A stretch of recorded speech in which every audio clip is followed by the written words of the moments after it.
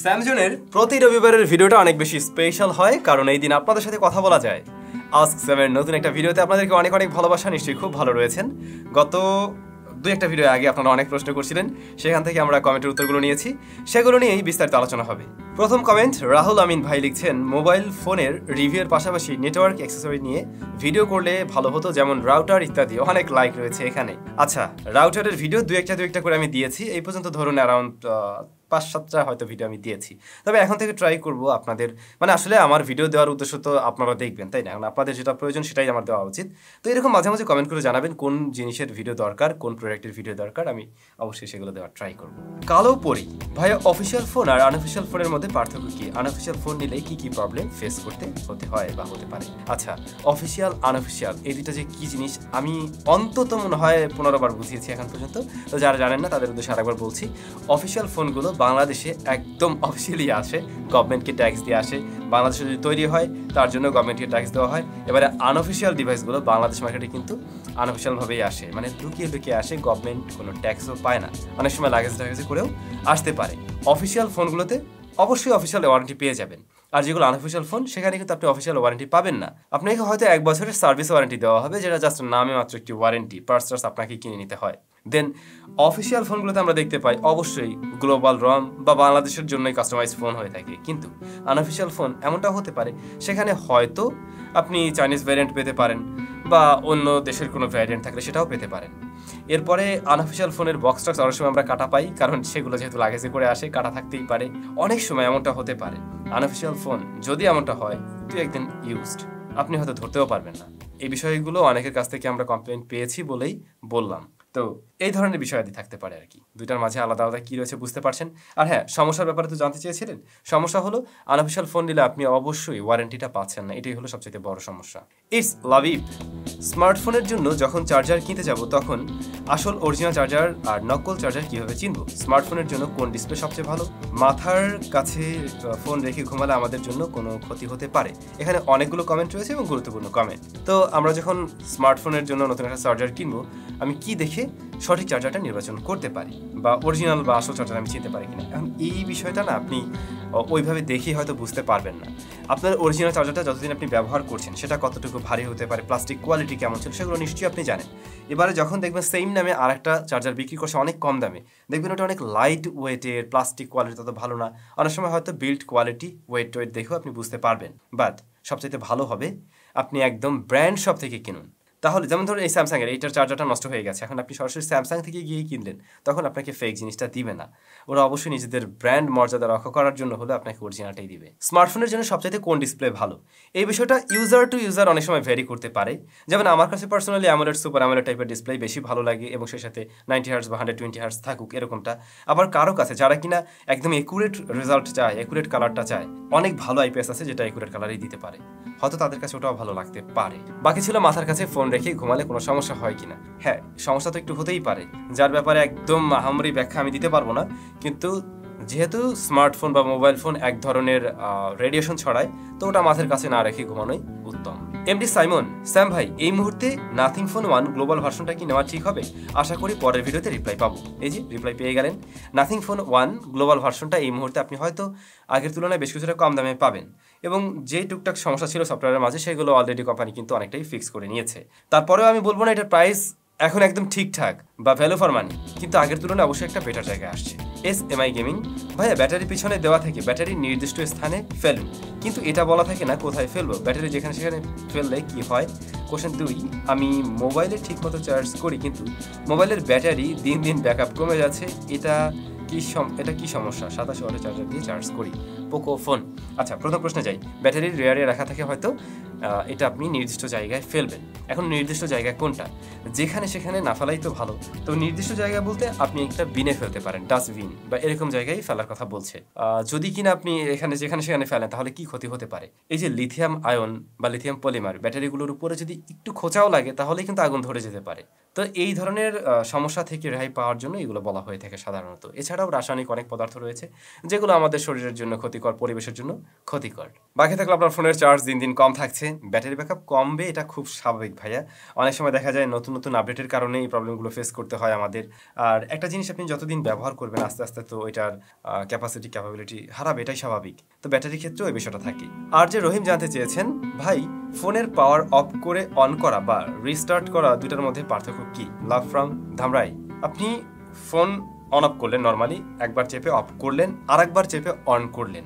আর রিস্টার্টের পার্থক্যটা হলো রিস্টার্ট করার সময় আপনি জাস্ট আপনার হোম বাটনটা চেপে ধরলেন, এবার রিস্টার্টের উপরে জাস্ট একটা ক্লিক করে দিলেন, অটোমেটিক ফোনটা নিজে অফ হয়ে অন হলো। তো জাস্ট ওই অন আর অফ হলো। আর আপনি যদি নিজে থেকে করেন ম্যানুয়ালি তাহলে দুবার আপনাকে বাটনটা চাপতে হচ্ছে। That's it.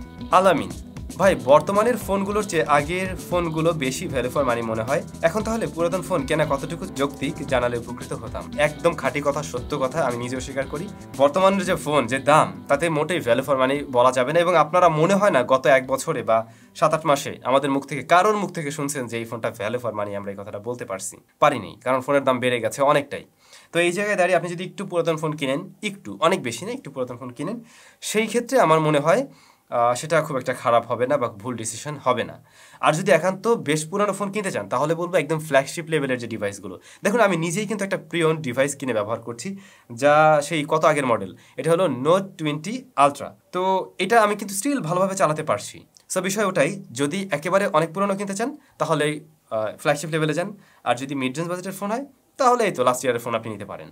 এমডি মিরাজ ভাইয়া আইফোন 14 সিরিজের ক্ষেত্রে ইউএসএ ভ্যারিয়েন্টের দাম এত কমে গেল, মানে অন্য দেশের ভ্যারিয়েন্ট থেকে অনেক কম। তাহলে কি এতদিন আমরা ইউএসএ ভ্যারিয়েন্ট এক্সপেন্সিভ বলে বোকা বানানো হয়েছে? আশা করি উত্তর দিবেন, ধন্যবাদ। না ভাইয়া, বিষয়টা একটু অন্যরকম। বিষয়টা হলো আমাদের মাঝে এমন একটা কনসেপ্ট তৈরি হয়েছিল, আমরা ইউএস ভ্যারিয়েন্টে নিব, ইউএস ভ্যারিয়েন্ট এটা সবচেয়ে ভালো হবে, এবং দোকানদাররা সবাই বিক্রি করতো। আর হ্যাঁ, কিছু সুবিধা ছিল, কিন্তু এই সময় দাঁড়িয়ে আইফোন 14 সিরিজে এসে বিষয়টা ঘুরে গেছে। ইউএসএ ভ্যারিয়েন্টে সিম কার্ড ব্যবহার করা যাচ্ছে না, ফিজিক্যাল সিম কার্ড। বাট হ্যাঁ, আপনি চাইলে সেখানে ইসিম ব্যবহার করতে পারবেন। এখন বাংলাদেশ থেকে যারা কিনবে এই ফোনগুলো, তাদের হাতে একটাই অপশন, গ্রামীণ ফোনের সিম। গ্রামীণ ফোনে একমাত্র ইসিম চালু করেছে, আপনারা জানেন।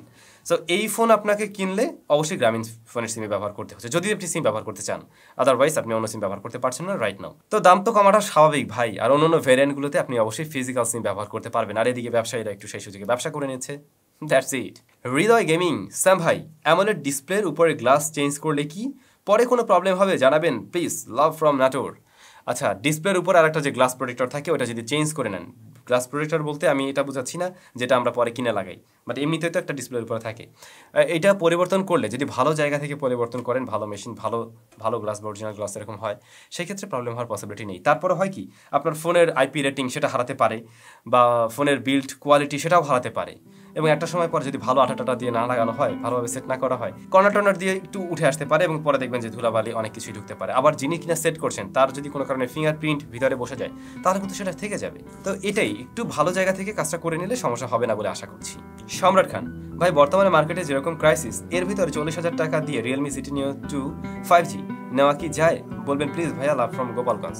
আচ্ছা, রিয়েলমি সিটি নিও 2 এই স্মার্টফোনটা, তারপর সিটি মাস্টার এডিশন, এই ডিভাইসগুলো কিন্তু রিয়েলমি মোটামুটি একটা ভালো প্রাইস পয়েন্টে লঞ্চ করছিল, আপনারা জানেন। আর ওই সময় কিন্তু অফারও ছিল, ওই হিসাব আলাদা, যেহেতু অফার নেই এখন। বাট তারপর আমি বলবো অ্যারাউন্ড 40K এর মধ্যে স্মার্টফোনটা বেশ ভালো ডিভাইস, আপনি নিতে পারেন। পারফরমেন্সের জন্য যথেষ্ট ভালো, ক্যামেরাটা একদম আহামরি লেভেলের না, বাট প্রসেসরের পারফরমেন্স, ওভারঅল অন্য সব কিছু মিলে একটা গুড প্যাকেজ। শেহলি আক্তার, স্যাম ভাই আরও কয়েকটা প্রিয়ন ডিভাইসের রিভিউ দেন। আচ্ছা, বাজেটটা মেনশন করে দিলে ভালো হবে আমার জন্য। কোন বাজেটের প্রিয়ন ডিভাইস নিয়ে আমি একটু কথা বলবো, সেগুলো ব্যবহার করব, কমেন্ট করে জানান। এমডি রায়হান ভাই, মোবাইলের ফ্ল্যাশ বেশিক্ষণ জ্বালিয়ে রাখলে কি কোনো সমস্যা হবে?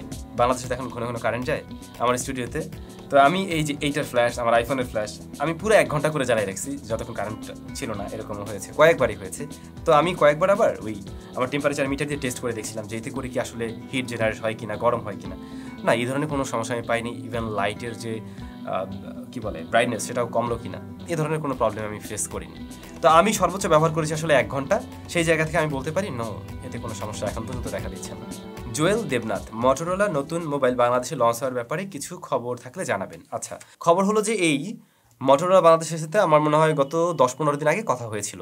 তো তখন যা জানলাম, তারা নতুন ডিভাইস নিয়ে আসবে এবং একটু দামি ফোনও নিয়ে আসতে পারে, কিন্তু একদম রিসেন্ট টাইমে নিয়ে আসার পসিবিলিটি নেই। এ বছরের শেষ দিকে বা শেষ হওয়ার মাঝে হয়তো কয়েকটা ডিভাইস লঞ্চ করলেও তারা করতে পারে, বাট নির্দিষ্ট করে কোনো তথ্যই দিতে পারছি না এই মুহূর্তে। ট্রাভেলার শাওন, স্যাম ভাই, এ সময় দাঁড়িয়ে 24,000 টাকায় LG ভেলভেট ফোনটা কেমন হবে জানাবেন please, love from Mirzapur Tangail. আচ্ছা, এলজি ভেলভেট, এই ফোনটা আমি নিজে কিছুদিন ব্যবহার করছিলাম, পাশাপাশি আমাদের ফেসবুক গ্রুপে দেখলাম অনেক ভাই পোস্ট করছেন যে ফোনটা ব্যবহার করে বেশ ভালোই তাদের লাগছে। এই প্রাইস পয়েন্ট থেকে ফোনটা কিন্তু খারাপ না, দেখতেও বেশ স্টাইলিশ একটা স্মার্টফোন, রিয়ার প্যানেল, সামনে আবার মনে হয় কার্ভ ডিসপ্লে তো ছিল। হ্যাঁ, তো সব কিছু মিলে ডিভাইসটা আমার মনে হয় এই বাজার থেকে খারাপ না। এখন কন্ডিশন কি আছে, আপনি যেটা নেবেন সেটা কি কন্ডিশনে আছে, অবশ্যই হয়তো ইউজ নিচ্ছেন, তো যদি কন্ডিশন খারাপ হয় তখন হয়তো দাম আর একটু কম দিয়ে নেবেন, এগুলো বুঝে শুনে নেবেন আর কি। ভাই ব্রাদার, তাহলে আজকের মতো আমি বিদায় নিব। অনেকগুলো কমেন্টের উত্তর দিয়ে দিলাম, আশা করছি ভবিষ্যতে এরকম কমেন্টের উত্তর দিয়ে যাব। আর এখন থেকে কমেন্ট সেকশনে গিয়েও আমি আবার কন্টিনিউ কমেন্টের উত্তর দেওয়ার ট্রাই করছি, আপনারা হয়তো একটু ফলো করছেন ব্যাপারটা। ভালো থাকুন, সুস্থ থাকুন, দেখা হচ্ছে নতুন ভিডিওতে। Till then, take care.